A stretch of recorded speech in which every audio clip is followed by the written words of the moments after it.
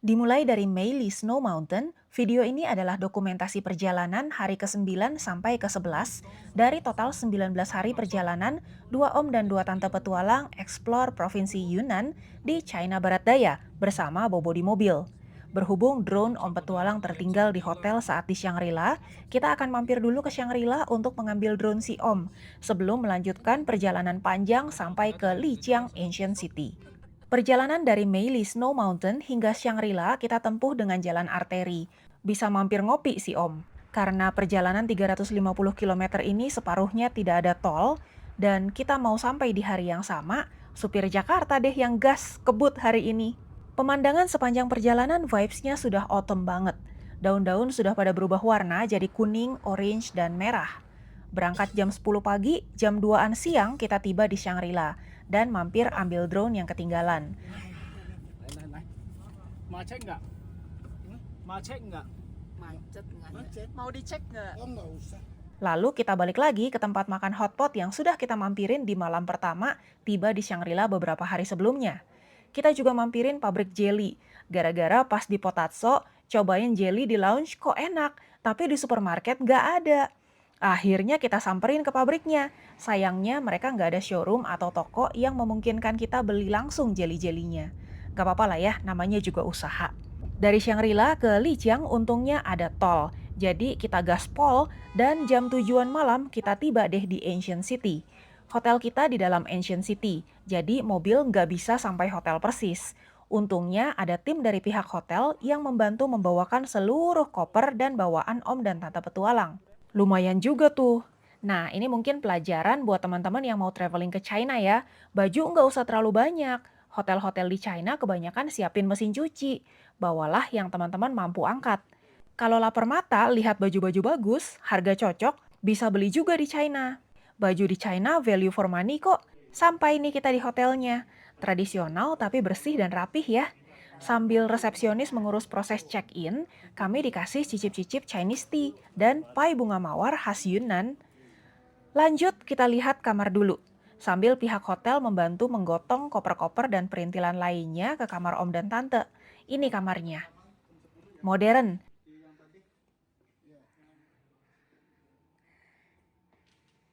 WC-nya sudah pakai sensor dan pemanas di tempat duduknya. Toiletries juga nggak nanggung-nanggung. Mereka pakai Schwarzkopf. Ini courtyard-nya.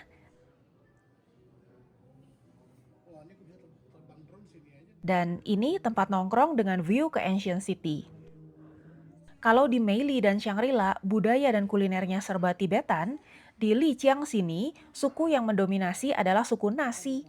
Makanannya kering-kering dan tasty, lebih dekat dengan selera lidah ASEAN. Ini ada ikan kecil-kecil goreng, telur pakai bunga, ayam panggang, sup sayur dan tahu. Barengin sama sambal Indonesia, nikmat deh. Ludes semua nih.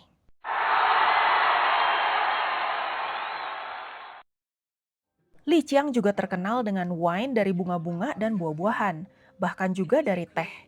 Rekomendasi Alvin Lucy, kudu coba yang rose. Pagi hari, hari ke-10, kita awali dengan sarapan misian, dengan acar, telur, dan kue kearifan lokal. Enak, dan bikin kita nggak ribet cari-cari sarapan di luaran.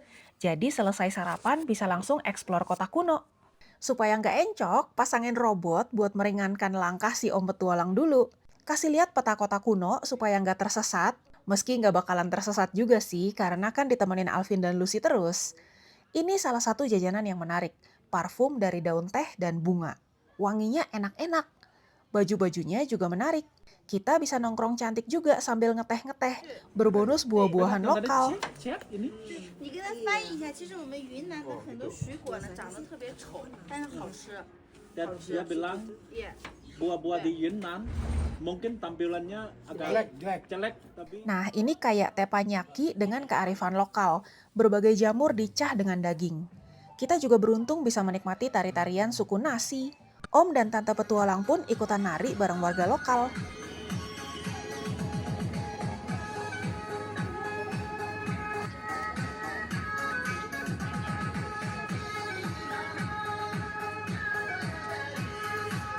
Kota kuno Lijiang adalah salah satu kota kuno tercantik di China. Bukan hanya keunikan sejarah dan budayanya, Namun benar-benar visualnya itu menghibur mata, bikin seger banget.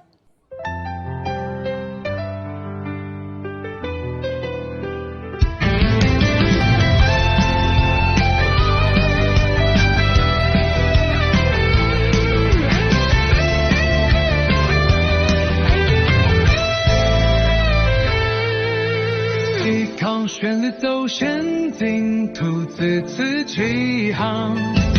奥丁的 C 和激荡，这教室站在中国大地上，探索悠悠五千年，历史光芒心中亮。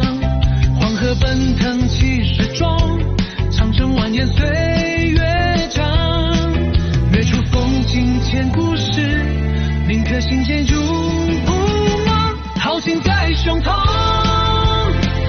文化展光芒，一路冒险闯，热血在飞扬。古老的华夏，生命要回荡，留下足迹一串串，梦想在前方。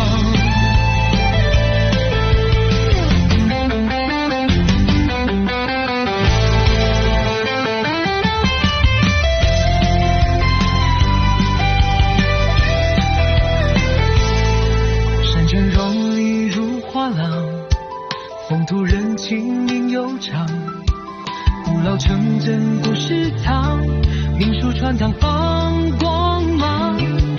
古迹斑驳素沧桑，文人墨客烟流芳。华夏大地国宝藏，探索之旅心欢畅。豪情在胸膛，文化展光芒，一路冒险闯，热血在飞扬。古老的华夏，生命要回飘，留下足迹一串串，梦想在前方。这轮滚滚向前方，无畏风雨和阻挡，心中信念如暖阳，照亮征途不迷茫。豪情在胸膛，文化展光芒，一路冒险闯，热血在飞扬。古老的华夏，生命要开花，留下足迹一串串，梦想在前方。冒险故事永传扬，华夏精神心中藏。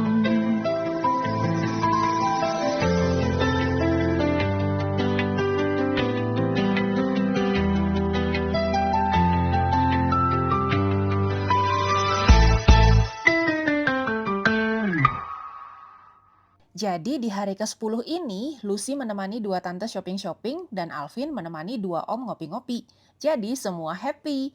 Malam harinya kita balik lagi ke restoran yang menjual makanan khas suku Nasi, tempat kami makan malam sehari sebelumnya. Karena taste-nya cocok, beberapa menu bahkan kita pesan ulang. Menu lain yang kita coba pun ternyata nggak kalah enaknya. Hari ke-11 dan sarapan kedua kita di Lijiang. Misian lagi. Misian tuh buat orang Yunnan adalah sarapan terstandar. Dari kecil udah makan misian terus, jadi nggak bosan-bosan. Kayak kita makan nasi putih, nggak bosan-bosan. Sambil menunggu yang lain, kita stretching-stretching dan olahraga sedikit yuk. Mesti lebih tinggi lagi. Iya, saya lihat ada di mana gitu.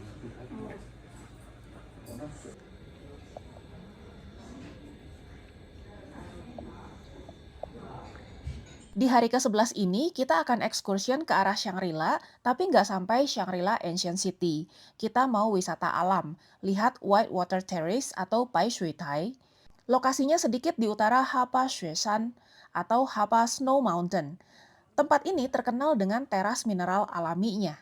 Kita jajan roti dulu yuk buat bekal perjalanan, karena di kampung-kampung gitu pilihan makanan kayaknya terbatas deh, dan belum tentu cocok dengan om dan tante petualang. Jadi jaga-jaga aja, lebih baik ada snack di tangan.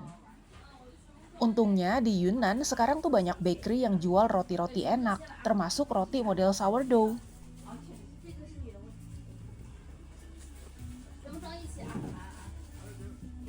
Yuk kita mulai 4 jam perjalanan menuju Pai Shui Tai. 哇，你这个帽子很漂亮，什么民族的？纳西，纳西族的。 Oh, nasi. 啊，谢谢。 Kopinya Foto-foto. Udah. nasi.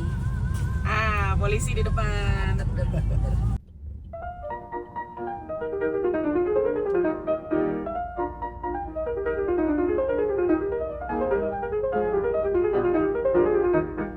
Bobot di mobil bareng Alvin dan Lucy berpetualang dengan penuh tantangan, tambah wawasan dan juga pengetahuan, bukan hanya sekedar jalan-jalan. Bobot di mobil hadir untuk kamu, langsung dari TKP tayangan lebih seru. Salju dan gurun, pasir diterjang, lewati banyak rintangan, nontonnya bikin canggung.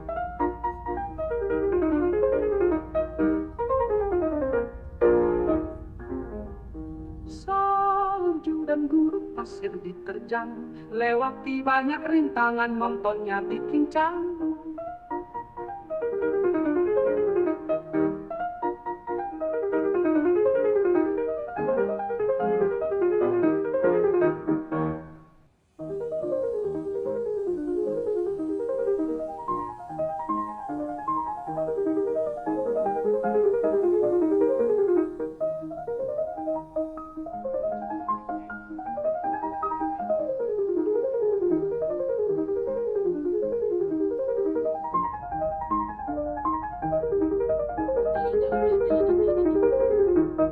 Bobot di mobil bareng Alvin dan Lucy berpetualang, rutenya penuh tantangan, tambah wawasan dan juga pengetahuan, bukan hanya sekedar jalan-jalan. Bobot di mobil hadir untuk kamu, langsung dari TKP tayangan lebih seru. Salju dan gurun, pasir diterjang, lewati banyak rintangan, nontonnya bikin canggung.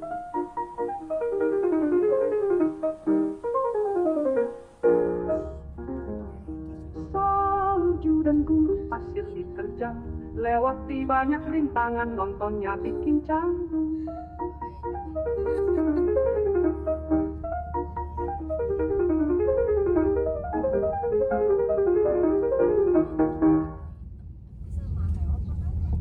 Bisa. Udah disingkirin ke kiri ke kanan. Aduh. Ini Om paling suka. Jadi gimana Om? Pulangnya apakah kita akan lewat sini lagi Om? Sebelah kiri ngeri ya batunya itu. Waduh. Dah. Doa terus deh. Ya ini wedding. Mantap jiwa Om. Kira lo batu. Belum juga sampai di Whitewater Terrace, dalam perjalanan aja kita sudah dibuat terkesima dengan pemandangan gunung-gunung Yunnan yang begitu megah dan indah. Bonus ngeri-ngeri sedep lihat sisa-sisa batu longsorannya. Di depan ada spot foto dan bisa parkir, jadi kita melipir dulu. Langsung penasaran nih para om dan tante petualang. Jajanlah mereka, pesan-pesan jajan sambil rileks menikmati pemandangan dan udara bersih nan sejuk. Dalamnya kayak otak. Bahasa Inggrisnya walnut. Oh. Makan itu bisa pinter katanya. Itu 10.000 tahun. Apa yang ada biji? Yang bulat-bulatnya tidak dimakan. Oh, yang dimakan yang ini nih, yang coklat-coklat lembut ini. Nggak nyangka ternyata dalam perjalanan pun Om dan Tante senang banget bisa mencoba berbagai buah-buahan, jajanan, dan bercanda-bercanda sama penjualnya.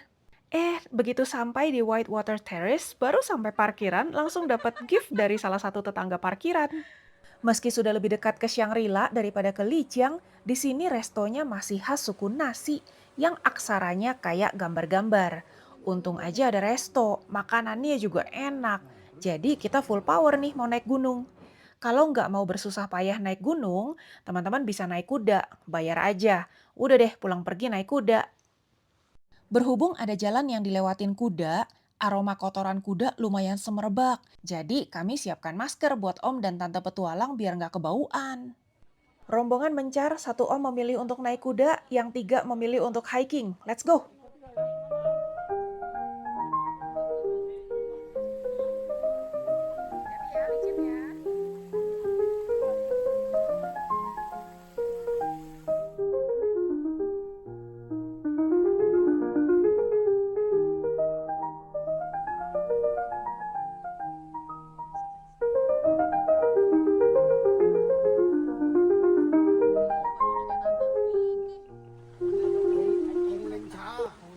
Di perjalanan kita papasan dengan rombongan dari Kuangtung.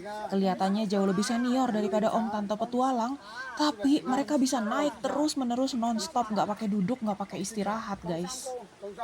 Tongsangkong, Meksoto. Ah, ni hai buyong xuxi ma? Buyong.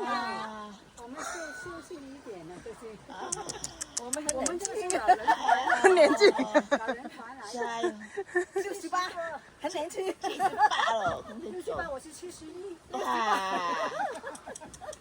Kita tanya dong, masih belum perlu istirahat? Dia bilang, masih muda, masih 78, belum perlu istirahat. Bersih ya, langitnya biru banget, dan ada sedikit awan-awan putih. Padahal pagi tadi mendung banget, kita sampai ragu-ragu jadi mau berangkat apa enggak ke sini. Untungnya di tengah-tengah perjalanan perlahan mulai cerah. Ini mulai kelihatan mineral-mineralnya, tapi kita belum sampai puncaknya.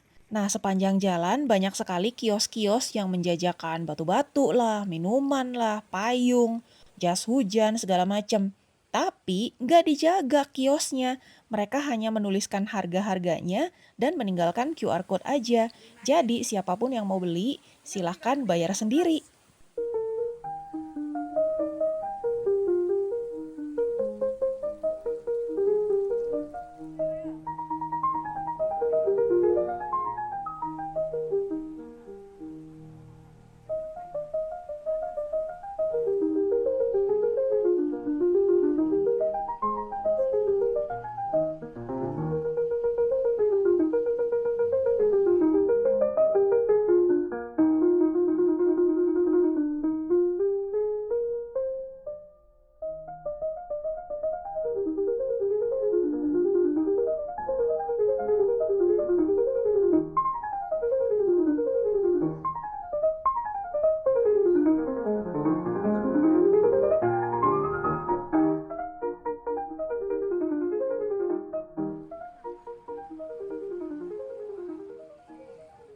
Bagaimana pemandangannya menurut teman-teman? Worthy nggak kalau menuju ke sini harus 4 jam perjalanan dulu dan baliknya 4 jam perjalanan lagi. Jadi literally kayak seharian ya buat ngeliat ini aja. Kalau menurut om dan tante petualang sih worthy.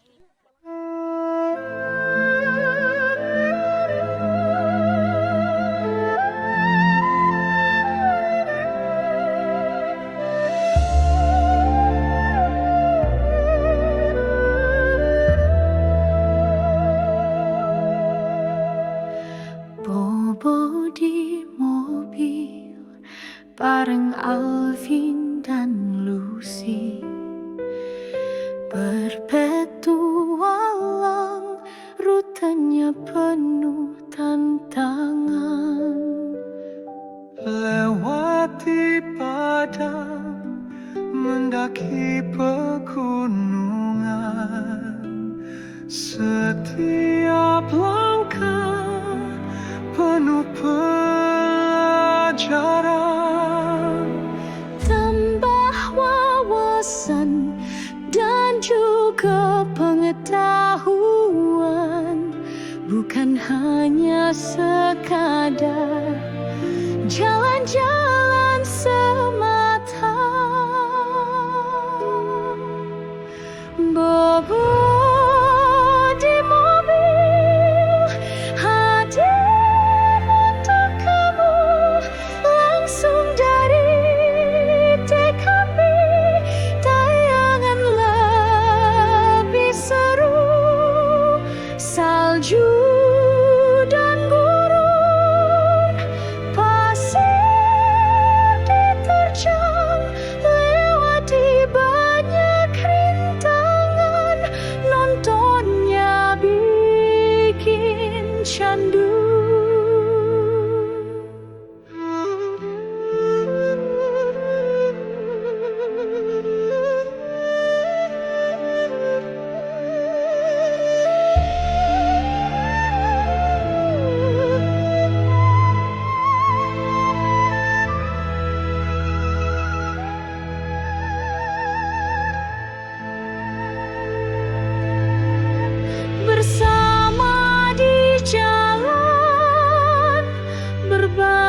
cerita bobo di mobil untuk Indonesia dan dunia.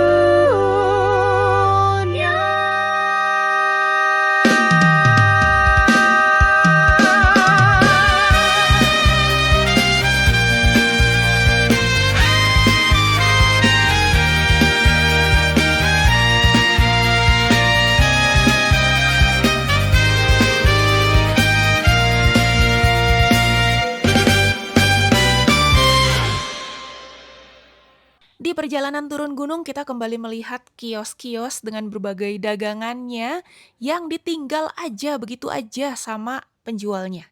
Jadi kesadaran masing-masing untuk bayar sesuai dengan apa yang diambil.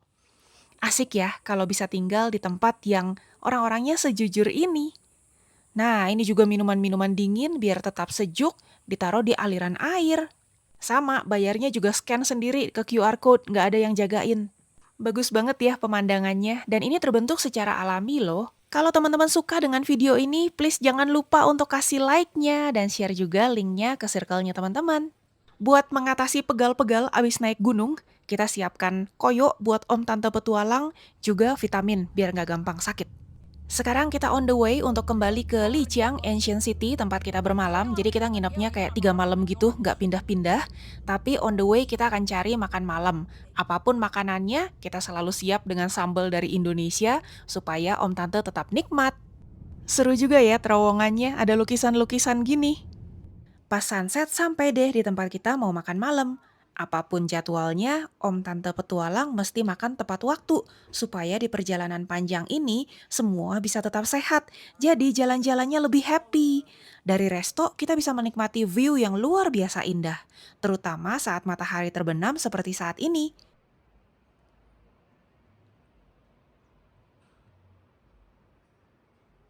Makanannya juga semua suka. Jangan khawatir soal harga, nggak digebuk kok, masih sangat masuk akal. 2 om petualang pun berkesempatan main-main sebelum kita lanjut perjalanan kembali ke hotel. Gimana guys, asik kan private tour bersama Bobo di mobil? Siapa mau ikut buat next trip?